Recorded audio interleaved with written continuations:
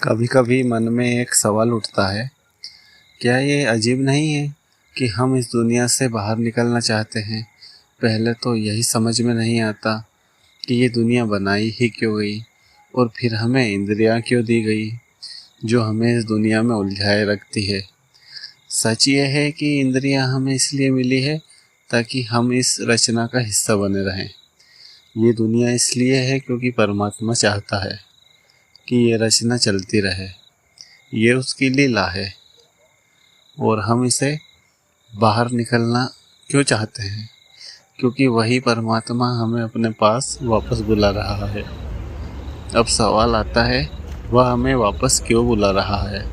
इसका जवाब हम यहाँ बैठकर दिमाग से नहीं समझ सकते। आओ वापस जाकर उसी से पूछेंगे। जिस दिन वहाँ पहुँचेंगे उसी दिन ये सवाल भी खुद ही साफ हो जाएगा। इन सवालों को पूछना आसान है, लेकिन बुद्धि से इनका जवाब पकड़ना मुश्किल है। इसलिए ज़्यादातर संत महात्मा ये नहीं बताते कि दुनिया क्यों बनाई गई। वे ये ज़रूर बताते हैं कि इस दुनिया से बाहर निकलना क्यों ज़रूरी है। ऐसा नहीं है कि वे कारण नहीं जानते, पर वे जानते हैं कि हमारी समझ अभी वहाँ तक नहीं पहुँची।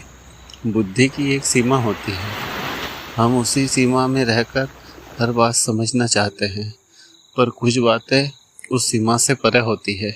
अब एक बात साफ समझ लो, हम इस दुनिया में दुखी हैं, थोड़ा कम कोई थोड़ा ज़्यादा। कोई हंसते हुए जी रहा है, कोई रोते हुए, लेकिन कोई भी बुरी तरह सुखी नहीं है। बड़े महाराज जी एक मिसाल दिया करते थे। एक आदमी कुएं में गिर गया, वो रोते हुए कहता है, मुझे बाहर निकालो। कोई दयालु आदमी उसकी तरफ रस्सी फेंकता है और कहता है, रस्सी पकड़ लो, मैं तुम्हें बाहर निकाल लूँगा। लेकिन वो आदमी रस्सी पकड़ने के बजाय सवाल पूछने लगता है, रस्सी मजबूत है या नहीं, इसकी बनी है, कहाँ से आई। ये सारे सवाल वो बाहर आकर पूछ सकता है। पहले ज़रूरी ये है कि वो कुएं से बाहर निकले। अगर वो शुरुआती सवालों से करेगा तो कभी बाहर नहीं आ पाएगा। हमारी हालत भी कुछ ऐसी ही है। पहले हमें इस दुख से बाहर निकलना है। जब बाहर आ जाएंगे तब ये भी समझ आ जाएगा कि ये दुनिया क्यों बनाई गई थी। अभी इन बातों को दिमाग से समझना मुश्किल है, लेकिन जैसे जैसे भीतर समझ बढ़ेगी वैसे वैसे सवाल अपने आप शांत हो जाएंगे।